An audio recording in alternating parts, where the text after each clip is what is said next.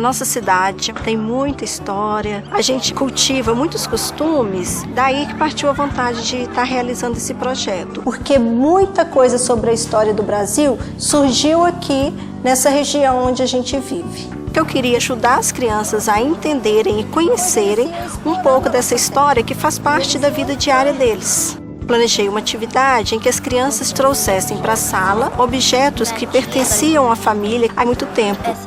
Começaram a perceber a relação que esses objetos têm com a própria história deles. Esse ferro foi utilizado pelo meu avô, ele era alfaiate. Fiz a lista dos objetos que as crianças queriam estudar e começamos a ler textos informativos. Em cada situação, trabalhando sobre um objeto. A história do ferro de passar começa há muito tempo. Consegui falar da história do Brasil, da história de Minas, dentro do contexto da história da nossa cidade e vice-versa. De ver exemplares dessas peças na casa das irmãs Vieira. Hospedaram Dom Pedro, onde hoje é a Prefeitura Municipal. A minha preocupação era saber o que as crianças sabem sobre escrever textos que falam de um contexto histórico. Então eu propus uma atividade de produção de texto, que era no registro delas, que eu via o que estava ficando e o que eu precisava sempre estar retomando. Qual que é a forma mais correta da gente registrar essa data? Professor, a gente fala no ano de 1950. O produto final seria um livro, então a gente teve que fazer vários textos, ia melhorando um pouquinho mais, até chegar dentro do padrão que a gente queria. Propus um trabalho de entrevista, para que pudessem perceber que a gente não aprende história só através de textos. São feitas como meio de buscar informações sobre determinados assuntos. Preparei uma pauta, o que é uma entrevista, que postura que a gente tem que ter diante de um entrevistado. Como se usa pilão de café? Levei a turma, fizemos a entrevista com o morador. Senhor Carlos,